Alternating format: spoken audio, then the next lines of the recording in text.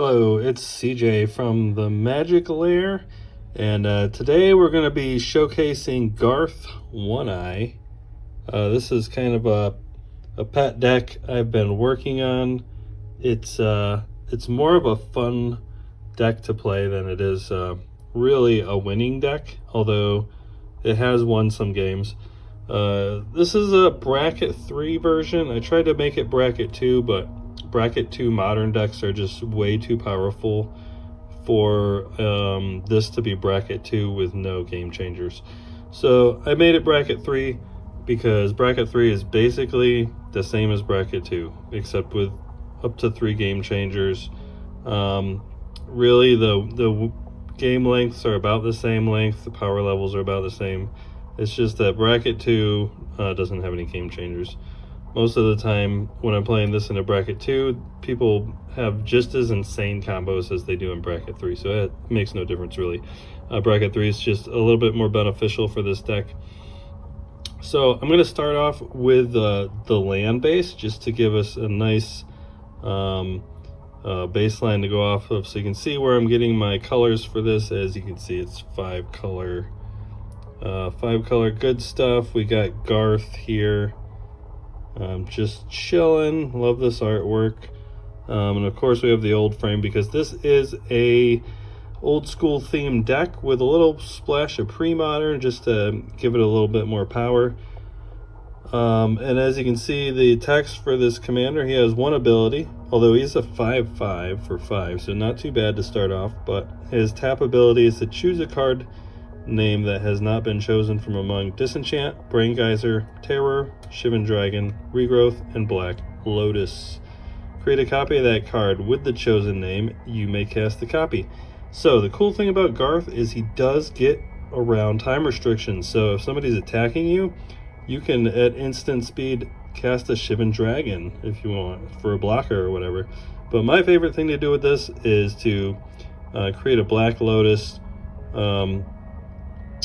on an opponent's end step so I can use it, and of course creating a Brain Geyser on someone's end step so you're untapping with a handful of cards. So let's go through the land base, and then we'll go through all the spells in this deck. I think you're going to be surprised with some of the cards that are in here. And over here we have an Ivory Tower, of course, which is an important card in here. So as far as the basic lands, we have 2 plains, 5 islands. I did have 6 islands, but I had to cut an island because I wanted more spells in here. We have 3 swamps, 2 mountains, and 2 forests. Now the reasoning we have our land bases like this is because there's way more blue pips in this deck than anything else. We have 1 with 3 blue pips, and there's a few with 2, but as far as white, black, red, and green, I believe these all have at max one spell with 2 pips. Black might have more than 1. We'll just have to double check, but the rest of these I think are all just a single spell with 2 pips. So these lands aren't as important, but we still need them. The islands are very important because it's a very blue and black heavy deck here. So of course you're gonna have to run all 10 of the dual lands for this and all 10 of the fetch lands in order to get your colors. The cool thing about fetch lands are they do not they aren't basics. So you can search for an island or a swamp, which could be underground sea, or like if you search for a swamp, you can get an underground sea or a bayou. I mean, you can get whatever colors you need. Just because this polluted delta searches for an island or a swamp, you might need a forest. So you can get a dual land with a forest. Of course, City of Brass gives us a color. And our only land that does not produce mana, Maze of Ith. Okay, so I believe we have 34 land. Let's see, there's 10, 20, 21. We're not counting this because it doesn't produce mana. So it's 21, 26, 28, 30, 32, 35. So we have 35 mana, 35 lands that produce mana. So it's pretty good. And 90% of the time I don't have any problem getting my colors to get Garth out by turn 5 at the latest. But I've had him out by turn 3. Just depends. And that's going to go to our first set of spells. We're going to go through the ramp spells first. So let me start by setting up this camera in a different way. And we'll go through the ramp spells, and then we'll go through each spell type and explain why it's in the deck. All right, and if you think there's something in here that shouldn't be in here and we can replace it with something better, just remember it needs to be between 93 and 2003. Okay, so this is pre-modern and older.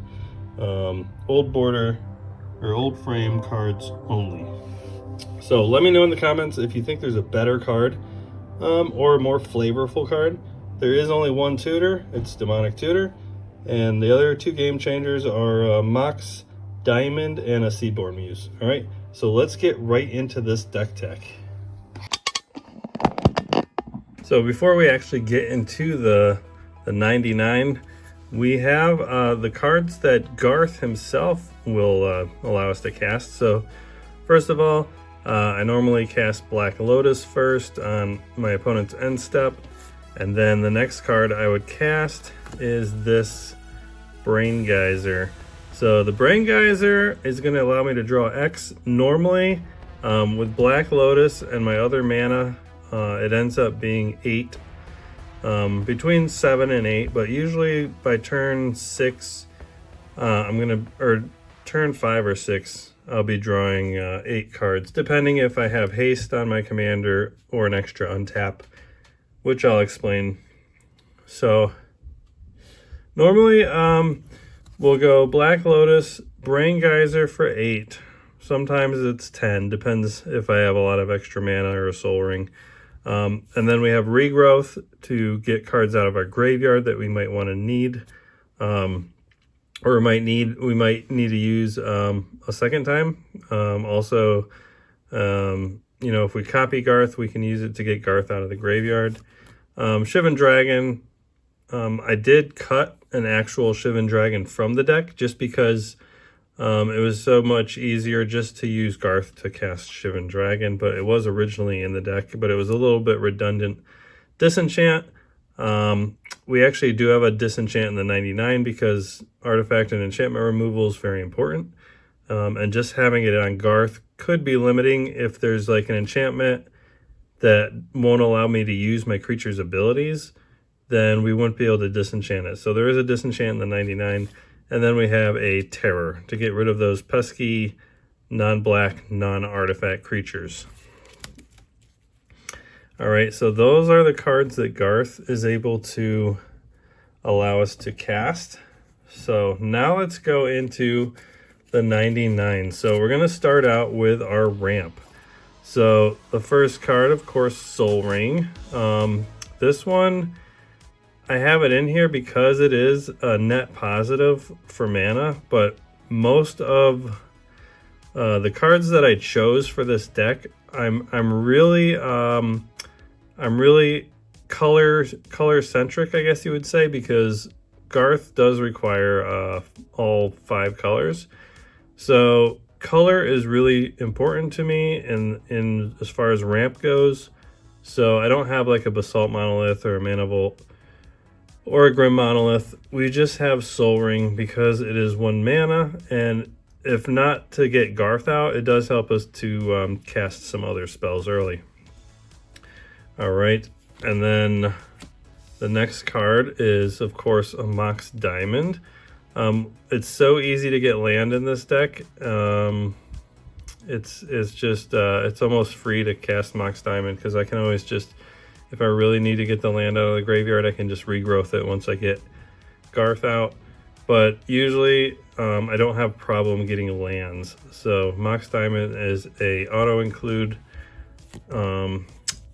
Lotus Petal, it's just a one-time use card like Black Lotus. It only gives us 1 mana, but it's definitely gonna ramp us out and help us to get that last color for our Wooburg. So you have to have the lotus petal in here. Also, it's a 0 cost. And of course, the infamous Felwar stone. Doesn't matter what color your opponents have. Whatever color they have, I'll use that color with Felwar stone and use the dual lands to get the other colors that I need. So Felwar stone, pretty good in this deck since I'm playing 5 color.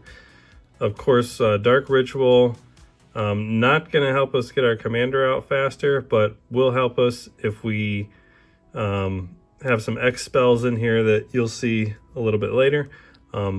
Will help us ramp out the X spells, or just any other spells if we just need that extra push. Birds of Paradise, this is one I go back and forth on. It is very good color fixing since we're playing 5 color. It taps for a 1 mana of any color, but it is really easy to kill. So I go back and forth, and right now we're keeping it. But yeah, this is beautiful artwork.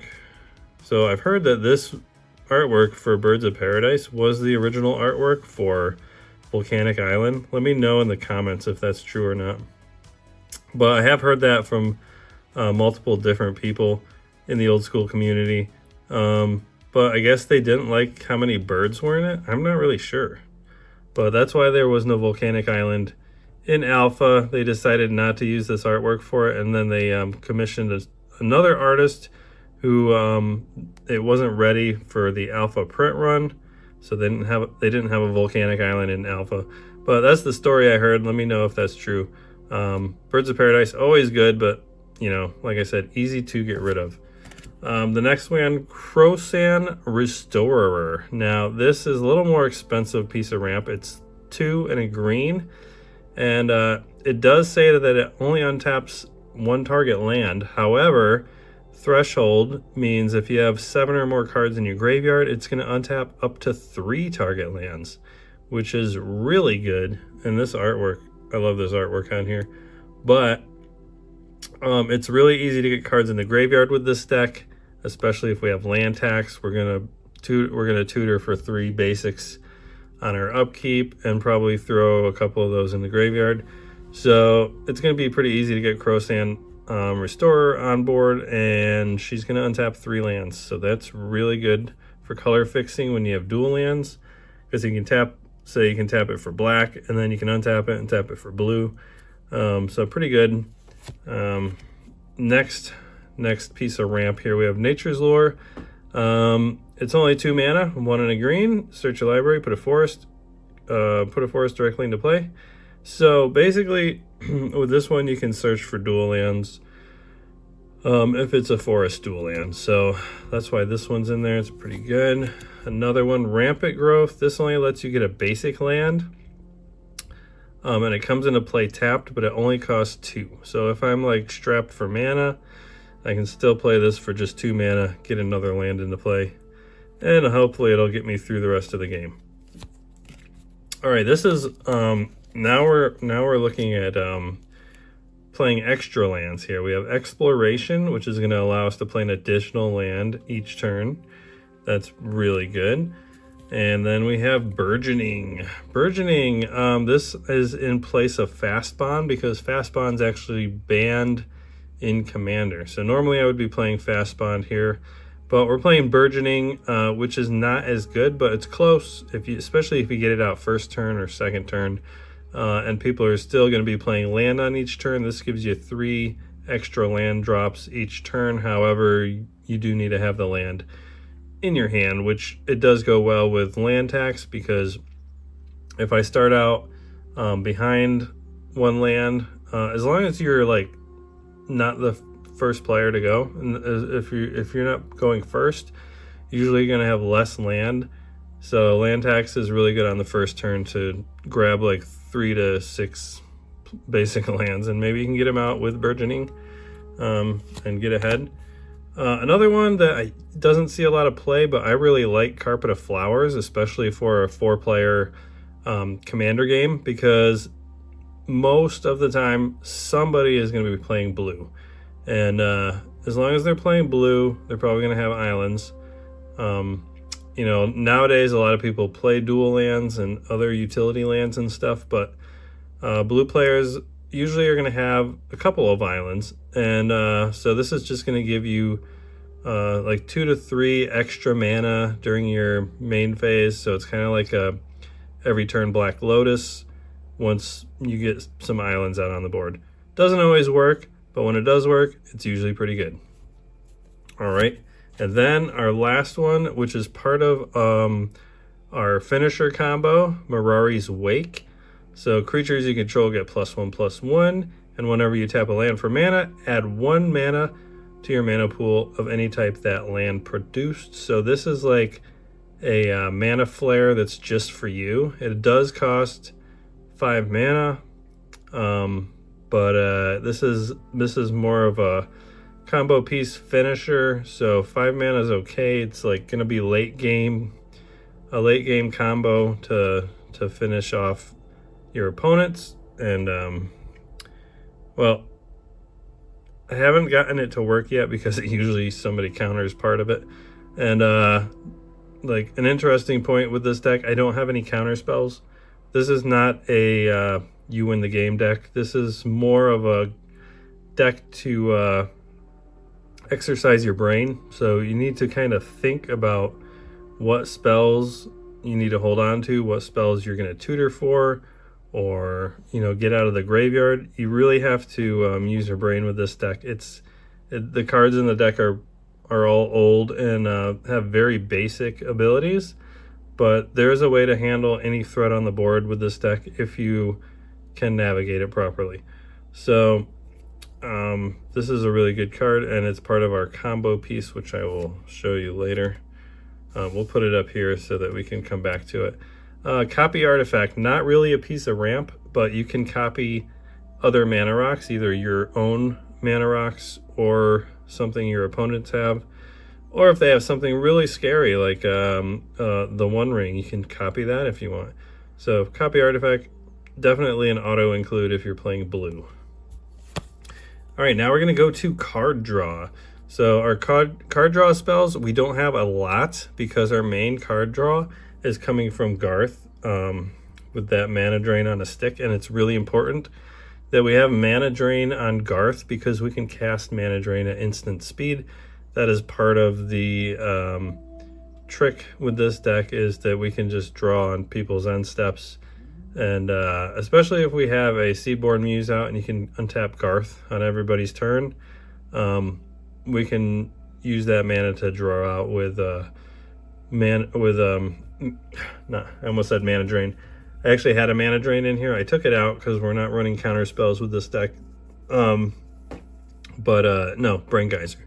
So Brain Geyser is going to let us draw. This one, Tolarian Wind's really good because if we do draw a massive hand, let's say we draw 10 cards with Brain Geyser, we untap and we have, or maybe on another opponent's end step, we can use it because this is an instant.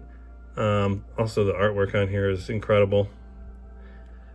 But anyway, so yeah, if we have like 12 or 13 cards in our hand and, you know, we get rid of whatever we can use, let's say we're down to 10 cards, we can use Tolarian Winds to discard our hand and then draw another 10 cards and try to get to our win condition, which is going to be part of this combo here. So Tolarian Winds, pretty effective in this deck. The next one, I tried to not include any global effects in this deck because I don't really want to help out my opponent. Although Wheel of Fortune doesn't always help your opponent. Sometimes it's going to make their hand worse. You know, sometimes they're holding on to something they don't want to discard. Actually, a lot of times. So to pay 3 to draw 7, it's not bad. You really don't have to worry about what your opponents are going to draw because they might not want to discard their hand to begin with. So, you know, it's a mixed bag when you get reactions to playing Wheel of Fortune. Also, it's important that the cards go to our graveyard because we are using our graveyard a lot in this deck to regrowth and reanimate and stuff like that. So discarding to our graveyard is beneficial, which is why I'm using Wheel of Fortune instead of a Time Twister. I don't want to shuffle my graveyard back into my deck. Next we have Rush of Knowledge. Rush of Knowledge is like another sometimes better Brain Geyser. We can only cast it at sorcery speed, but it's 4 and a blue, so 5 mana to draw cards equal to the highest converted mana cost among permanents you control. So already it's a better Brain Geyser if we have our commander out, because we're paying 5 to draw 5, where with Brain Geyser we'd have to pay 7 to draw 5. So it's already a 5 for 5. We have a lot of 5-drop spells that could be in play at this point. Once we have 5 mana on board, I've, generally, unless something's gone really bad with my mana base, I've generally cast Garth as soon as I get 5 mana. And then this would be on a further ahead turn. So I'm already going to be drawing at least 5 with this. And that's really good. All right. And then here's another really good one, Ancestral Memories. Like I mentioned earlier in this video, it's very blue pip intensive. So this is the only card with 3 pips in the casting cost, but it only costs 5. Okay, and I'm gonna look at the top 7 and pick 2. So basically, it's basically a draw 7, because the cards I want out of those 7 are probably only gonna be 2 cards that I really need. The rest are going to go in my graveyard, which is also important because we're going to be playing cards out of our graveyard. Again, later on in this deck tech, you'll see the cards that are going to be pulling from our graveyard, so you'll understand better. But this artwork also really cool. And yeah, it's going to give us 2 cards in our hand. And of course, we have to have land tax. If you're playing white, I think land tax is almost an auto include. But in this deck, it's really good because it's going to filter out all of our basics from our deck, and we're going to end up discarding a lot of them into our graveyard because we aren't going to be able to hold on to it or play that many lands in most cases, unless we have a burgeoning or a exploration out. But land tax is really good because it's going to filter out the lands in our deck so we can draw more spells. This is, when I get this in the early game, I'm usually throwing like 5 to 7 basics into the graveyard, and also still having dual lands and fetch lands in my hand. So it's really good. Land tax always a good auto include. Our second tutor is the infamous Demonic Tutor. This is the only direct tutor that I have in the deck. It's also one of the 3 game changers. The other one that you saw already was Mox Diamond. And Demonic Tutor is the second game changer in here. We are only allowed 3 game changers for bracket 3. So this one searches for whatever I need. It's going to be one of my combo pieces normally, unless I'm really in trouble and I need something specific. But usually I just try to get my combo out because that's going to be my win con in most cases. And then the third tutor we have is Defense of the Heart, which is an enchantment, and this one costs 4. It's pretty expensive. However, it's going to get you 2 creatures. In Commander, normally somebody has 3 creatures out by the time you have 4 or 5 mana. So it should be, as long as it doesn't get destroyed when you play this, your next turn you should be tutoring up for 2 creatures during your upkeep. And normally I'll tutor for a Doppelganger, or Seedmore Muse, or Corrosion Restorer, depending on what I need. And we'll go through the creatures later on, but this usually fixes our meta pretty good. So Defense of the Heart, really important. Now let's go through removal. We have Swords to Plowshares, the best creature removal in the game. It only costs 1 white. There's no restrictions. And it exiles the creature, so it gets around indestructible. Like I said, every card in this deck does something important as far as resolving problems in the game. So any problem you could come across in the game, there is an answer for it. It doesn't mean it's going to be easy for you to get it into your hand, but Swords to Plowshares is one of those cards because I can get rid of cards that have indestructible and just remove them from the game. So that's really good. Next, we have Paralyze, another card that deals with creatures with indestructible. Now, it only works on creatures that tapping matters. A lot of a lot of modern creatures now don't even need to tap for their ability to be activated, and they don't even use them to attack a lot of the times. But for creatures that, if they need to attack or tap to use their ability, this is a really good card to slow down your opponents. It's only 1 black, and I love the artwork on this. It's just so vibrant. So what it does is it's an enchant creature, so it is kind of a slow removal because you can only do it on your turn. But it taps the creature and then requires you to spend 4 mana during your upkeep to untap that creature. So really good piece of removal. All right, so the next one we have is Unsummon. This is, once again, another card that gets around indestructible. So Unsummon, you can just return a creature to your opponent's hand. It's good that it's an instant, because when they attack you, you can just return it to their hand. Or if they try to use its ability and target you, you can return it to their hand or something like that. So it's pretty good. Also, you can use it on your own creature if somebody destroys it or whatever. I can put Garth back to my hand if I need to and recast him. So it has multiple uses. There is another card called Snap, which costs 1 and a blue, and then you're allowed to untap up to 2 lands after you cast it. And that's really good because it costs net 0 in the end. But if you only have 1 blue untapped, this has always saved me in a pinch, especially if I just leave 1 blue untapped. I can still cast this. Same with Darkness. Darkness is a fog effect. So the wording on it is basically the same as the original green fog card called Fog. It's just black instead of green. And there's also a white one called Holy Day, but I chose to use the black one because I think it's more flavorful. Look at this artwork. And also, I do have more black mana than green or white in this deck. So Darkness is the one fog that's in here. I used to have all 3 of the fogs in here, but it seems a little bit excessive. And as long as I have this one, hopefully I can get it in time to stop a big attack and make it to the next turn to win the game. And here's another one. This one you might not think of as creature removal or anything like that. Spirit Link, it costs 1 white. It's an enchant creature. And whenever enchanted creature deals damage, you gain that much life.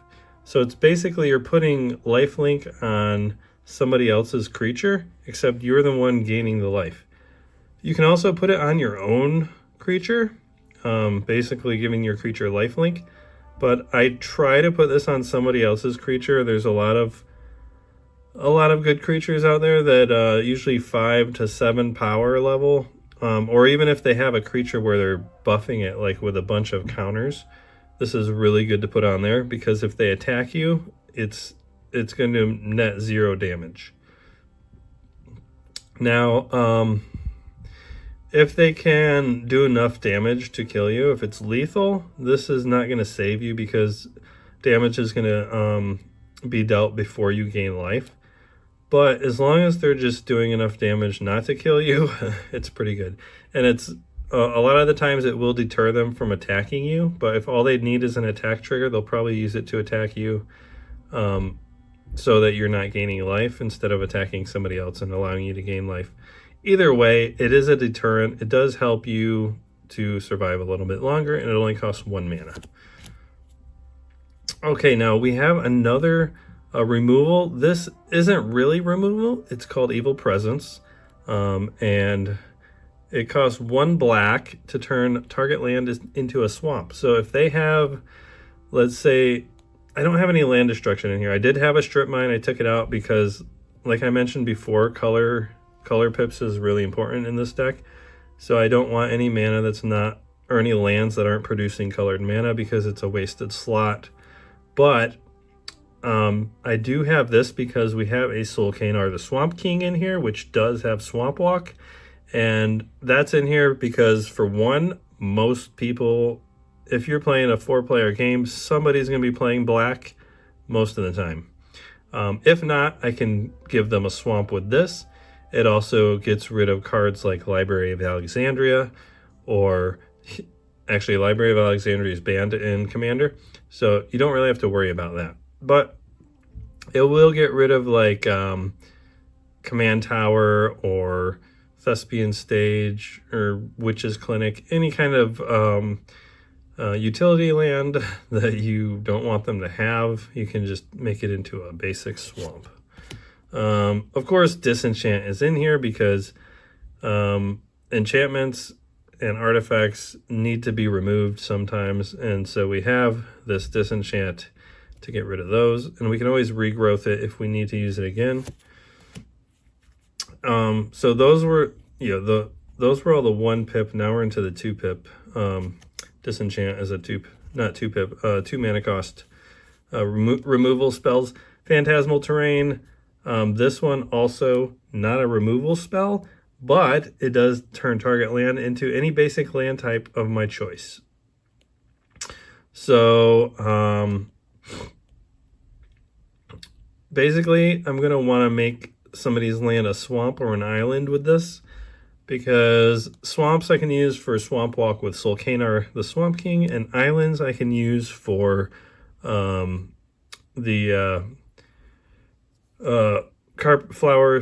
is it? Carpet of Flowers. Oh my goodness, I can't even remember the name of my cards. But yeah, I could use this for Carpet of Flowers to get that extra mana each turn if I make it an island. But if somebody already has enough islands, I can also make a swamp for Solkanar the Swamp King. And here's another one. Boomerang. I love the artwork on Boomerang. It's so good. Now, this is not really a permanent removal, but I could use it to get rid of something that's, not allowing me to play the game, so I can return it to their hand, so I can do whatever I have to do to get to that win con. And also, I could use it to return my own permanents to my hand if they get destroyed. It does cost 2 blue, so, I do need to have 2 blue untapped, which, depending on my board state, it might be easy, it might not be. So that's really good. And now we're into the 3 pips. This does cost 1 and 2 black. It's hard to see the 1. But Oubliette, really cool card. So let me just read the text on this so we can see what it does here. It says, select a creature in play when Oubliette is cast. That creature is considered out of play as long as Oubliette is in play. Hence, the creature cannot be the target of spells and cannot receive damage, use special powers, attack, or defend. All counters and enchantments on the creature remain, but are also out of play. If Oubliette is removed, creature returns to play tapped. Now, there's an interesting thing about this card. All of that text basically says the enchanted creature is phased out. It has been errated on Oracle, so now it just says Oubliette phases out the creature and it comes back into play tapped. However, there is another card. I think it's called Tauno's Coffin, and it's an artifact where you can, I don't remember how much it costs. It's like 3 or 4, and you have to tap it, and it has the exact same wording, except it's until you untap Tauno's Coffin. The difference is they errated that card differently. So Tauno's Coffin has the exact same wording, like with where it says that it retains enchantments, comes back into play tapped, all of that stuff. However, Tauno's Coffin, they errated it to exile the creature, which gives it an entirely different effect. Because with Oubliette, I can phase out somebody's commander, which means it does not change board states, or not board states. What am I thinking? It does not change locations. Like if you exile a creature, it's going to be going to a different area, so they can return it to their command zone. When you phase out a creature, you cannot return it to your command zone. So this creature, if they have a very problematic commander, it's going to be phased out until they get rid of this enchantment. If they're playing just black, I don't know how much enchantment removal is in black these days, but there used to be not really any enchantment removal. So Oubliette's really good to get rid of those problem creatures. Also gets around indestructible. All right, and then we have yet another. These are, we're going into the 4 casting cost removal spells. Control Magic is not really a removal spell, but look at this artwork. Oh, that's so good. You actually steal their creature. So whatever creature they have, as long as it doesn't have hexproof or what's the other one? Shroud. So as long as it doesn't have hexproof or shroud, you can steal their creature, and now you have the threat. So that one's pretty good to at least help you. You're probably going to become the threat once you steal it, but you know, at least you're not getting those nasty effects, or you're stopping a combo that's happening with this creature that you stole. And then another 4-drop removal spell, Steal Artifact. If they have an artifact that's really causing a problem, this is when you're going to want to steal it. I don't normally steal people's mana rocks. That's just mean. I don't really care about their mana rocks. But if they put out something crazy that's allowing them to combo off or do a lot of damage each turn, like a Scrawling Crawler or something, I'm definitely going to try to steal it. Or like what's that other one? Darksteel Colossus or something like that. Yeah, I'm going to be stealing their artifacts, definitely. All right, now we are into the cards that get around Hexproof and Shroud. Wrath of God is a creature removal spell. It does not target, so this says all creatures in play are buried. So buried was a keyword they started out. I think they invented this keyword in Revised. It didn't last very long. It's just destroyed without being able to regenerate. Don't understand why they got rid of this keyword, because it shortens the text, which is the whole point of keywords. And they have a lot of keywords these days, but for some reason they didn't like buried. I don't know why. It seems simpler for me, but maybe somebody had a problem with it. So anyway, this is going to get rid of your creatures without targeting them. Another one, Nevdisk, named after Larry Nevin, who wrote the book The Magic Goes Away, which I do have to do a review on that book at some point because I did purchase the first edition. It's really, really cool artwork in that book. But this one is going to get rid of all creatures, enchantments, and artifacts. This is just a bomb in case of emergencies, and I probably wouldn't play this unless I had my WinCon ready to go. I'd just blow up the board and put my WinCon out, and then I could take over. But definitely in a pinch, useful card. All right, into our X spells. This is another one that gets around Shroud or Hexproof. It's Earthquake. Now, it only affects non-flying creatures. However, most of my creatures in this deck are flyers, so I don't want to take out my own creatures.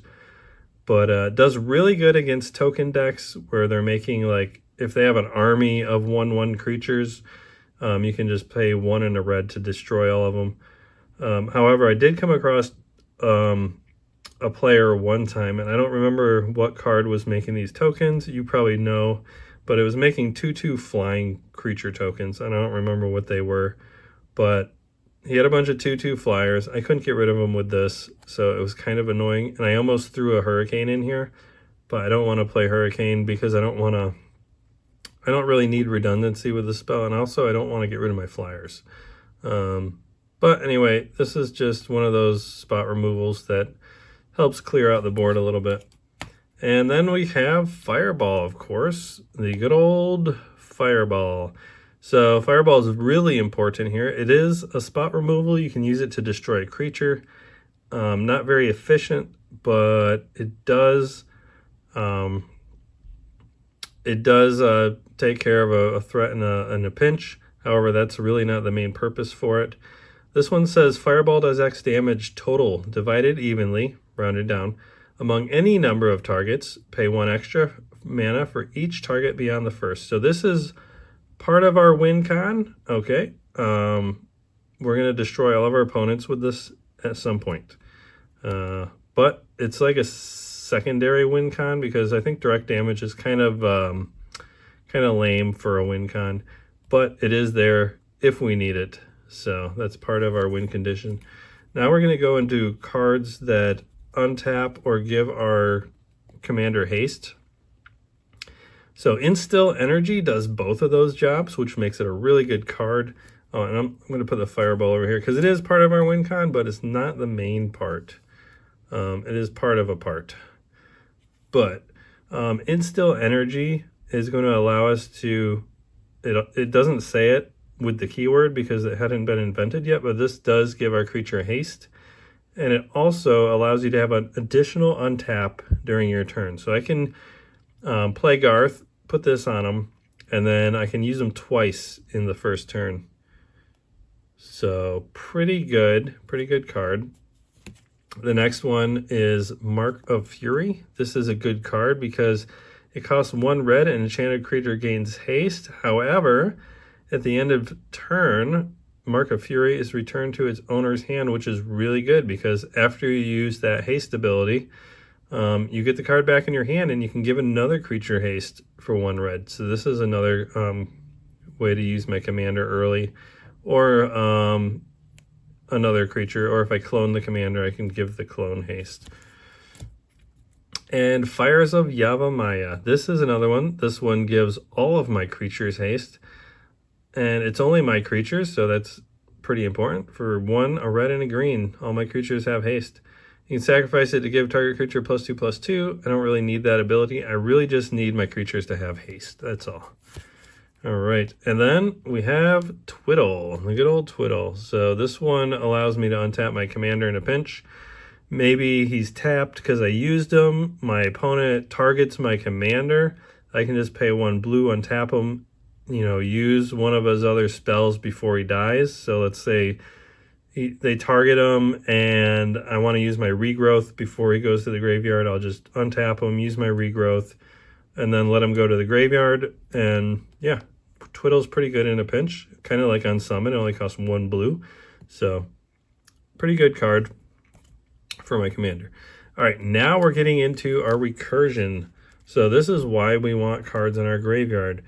The first one, Animate Dead. So this one says any creature in any graveyard comes into play on your side with a -1 to its original power. At the end of game, or if this enchantment is discarded without removing target creature from play, target creature is returned to its owner's graveyard. Target creature may be killed as normal. So it's basically, if we let our commander die and go to the graveyard, we're going to reanimate it so we can use them again and get all those cards back, like the Black Lotus, Braingeyser, and Regrowth, which are really important for the fluidity of this deck. Next, we have an Ice Age card, Dance of the Dead. This one's basically the same as Animate Dead, except it gets a +1/+1 counter, and it does not untap as normal during your untap step. You have to pay 1 and a black to untap it. However, if I get something like, what was the one I just put in here? If I get like an Instill Energy, I get an additional untap during my turn, so I can untap him for free.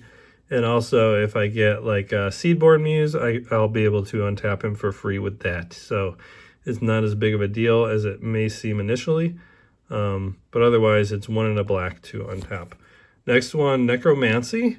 Another reanimator spell. So, but you can also choose to play this as an instant, but if you do, you have to bury it at the end of turn. So that might be for like an extreme emergency. I can cast this as an instant and bring my commander back out of the graveyard, but that's, unless he has haste, it's not really going to do much for me because he's going to end up dying at the end of the turn. But you can just play it as an enchantment, and it turns into an enchant creature, and it basically just is a reanimator for 2 and a black. So that one's really good. Next one, Regrowth. We definitely need to have a Regrowth in this deck. It's only 1 and a green, so super cheap. Get any card out of your graveyard and put it in your hand. There's so many cards that we're going to, like spells that are going to be in our graveyard that we're going to want to use again. This is really strong. And we can also use it to get a recall out of our graveyard. So if we Regrowth a recall, Regrowth will be in our graveyard. If we have a lot of cards in our hand, we can always recall for the Regrowth and whatever other cards we want. and then we'll even still be able to regrowth or recall. So if we have like unlimited mana, which is part of our win con, is to get unlimited mana. It's actually unlimited colored mana. So we can infinitely basically get cards out of our graveyard and cast spells as much as we want. So that's kind of a little bit of a combo.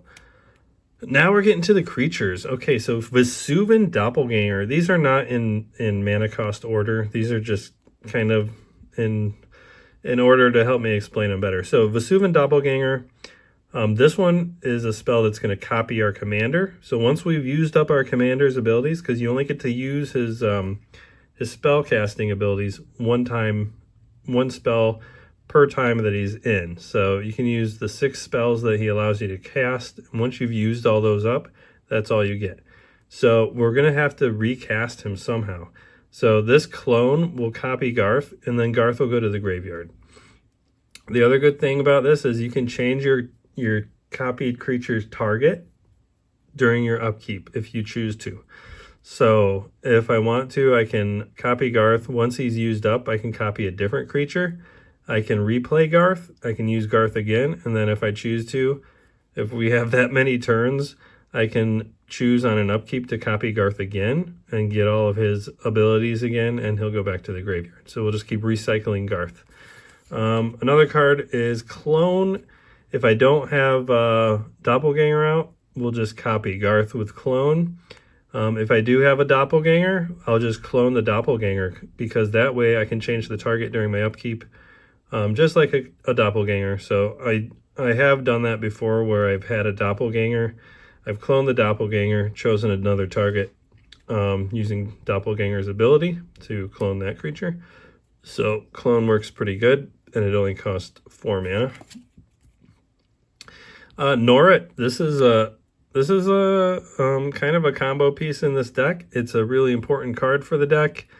It costs 3 and a black. It lets me untap a blue creature. So I can untap my commander and reuse an ability, use his ability again. And I can also untap Clone or Doppelganger if they're copying Garth. So the secondary effect is to force a non-wall creature to attack. You have to use this ability before their combat phase, and also if their creature cannot attack, then you destroy the creature. So let's say they tap one of their creatures to use its ability before combat. I can tap him and basically make it into like a Royal Assassin. However, it has to be before combat. So, but the primary use is to untap a blue creature. That's basically what I use it for. Seedborn Muse. This is one of the centerpieces of this deck. If I can get Seedborn Muse out, I will, because it allows me to untap my permanents during each player's untap step, which is really good because I can use Garth on everybody's turn. I'll have the mana, I'll have the ability. Pretty much burn them out, and then next turn I can use a clone to copy them or get them out of the graveyard or whatever I have to do with Seedborn Muse.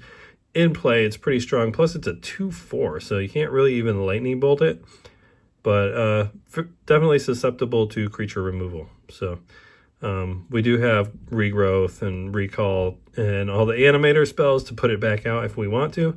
So not too worried about it dying. And that's also why I don't have any counter spells in here, because we can just use our graveyard. As long as they're not exiling our stuff, which I've had my graveyard exiled like multiple times in one game before. But as long as they're not doing weird graveyard stuff, we should be able to get whatever we need back out of the graveyard. So another scary creature, we have a Gilded Drake. It only costs 1 and a blue, which is insane. Basically, you're going to cast this guy. He's a 3/3 flyer, but you don't really care about that because you're just going to trade him for your opponent's best creature.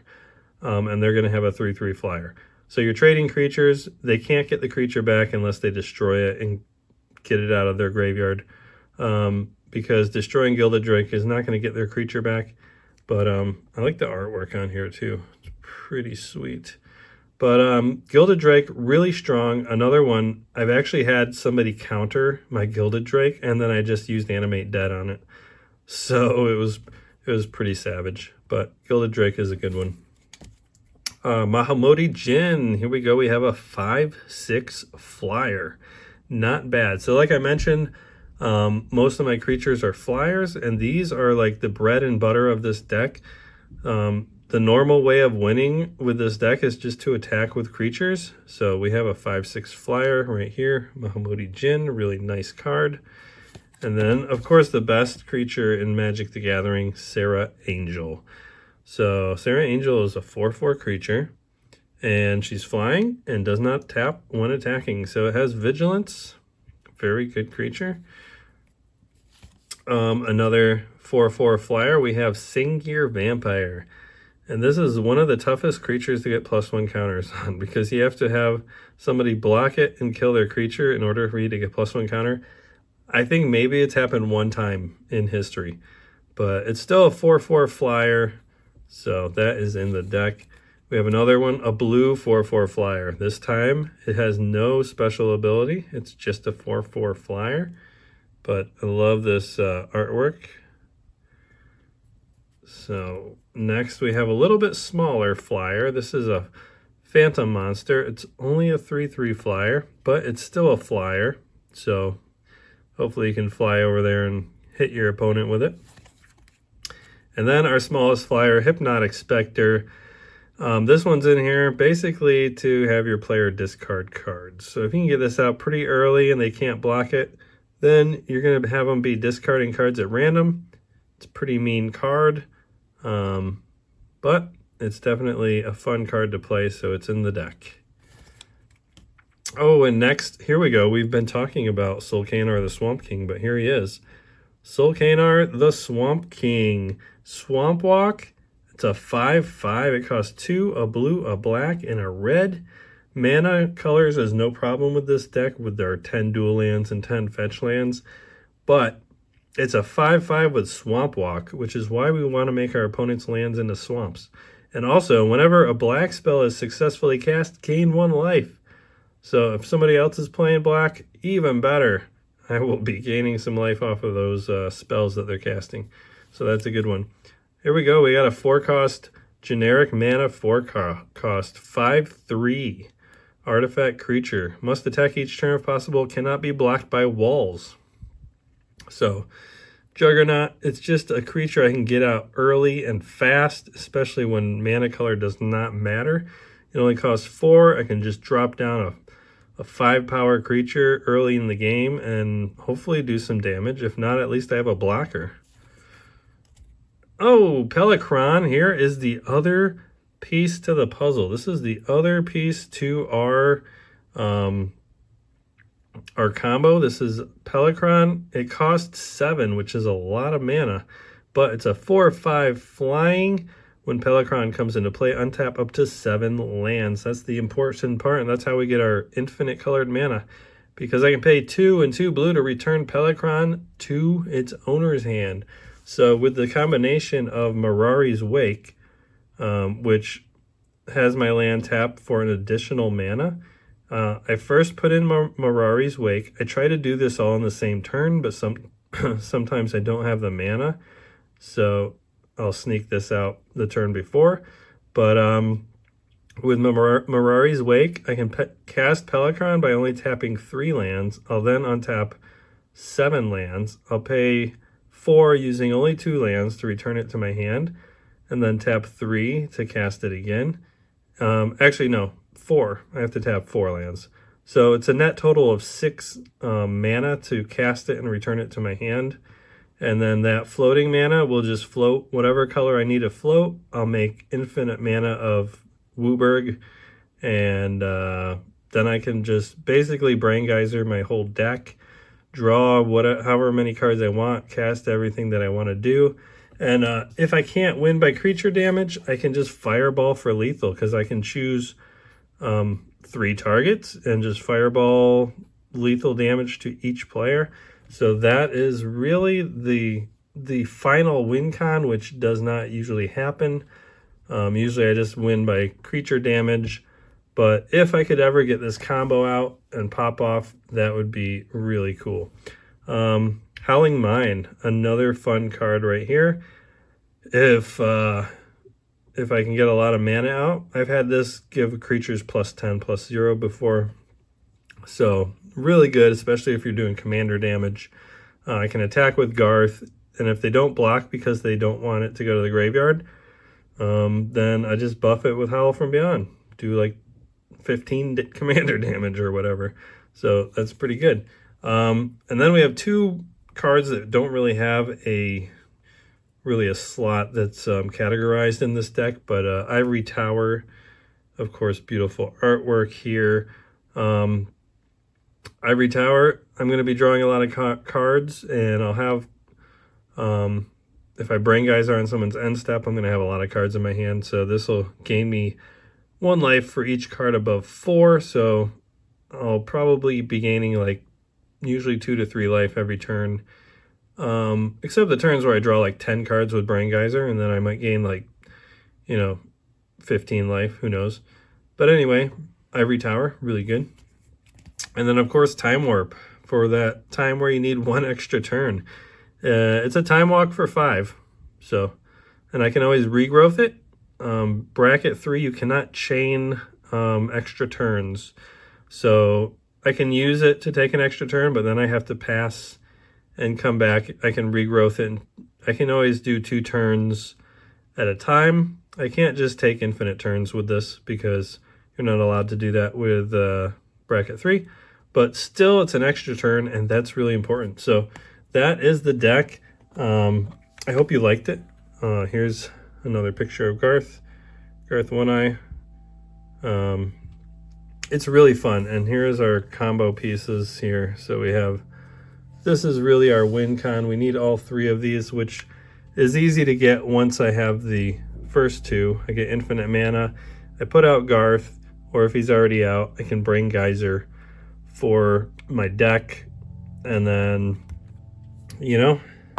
do whatever I have to do. So far, I haven't gotten it to work, but those are the 99. So I hope you enjoyed this video, and maybe it got you thinking about cards that would be good in this deck, but just keep in mind they have to be old school or pre-modern, and they have to function, in a way that's going to make this deck be able to take care of any threats, because that's the point of this deck. Is normally I'll let my opponents take care of the threats because I don't have a lot of resources, but if they come across a threat that they cannot take care of, hopefully I'll have that card in my hand. Hopefully I'll have it in my graveyard, or I can tutor for it, and we can get rid of whatever the threat is. Planeswalkers, I can do Fireball on Planeswalkers, or I can just attack their Planeswalkers to get rid of those. I don't have any direct Planeswalker removal, but direct damage and attacking, I've used Soul Kanar to attack into their Planeswalker and get rid of it. So this is the deck. Let me know what you think in the comments, and thank you for watching to the very end. If you're not already subscribed, please subscribe. Hit that notification bell, because I will be going live usually at least 3 times a week. So you don't want to miss the live streams. I'll be playing this deck on my live stream, so you'll be able to see it function. And yeah, let's see how it does. All right, thanks guys, take care.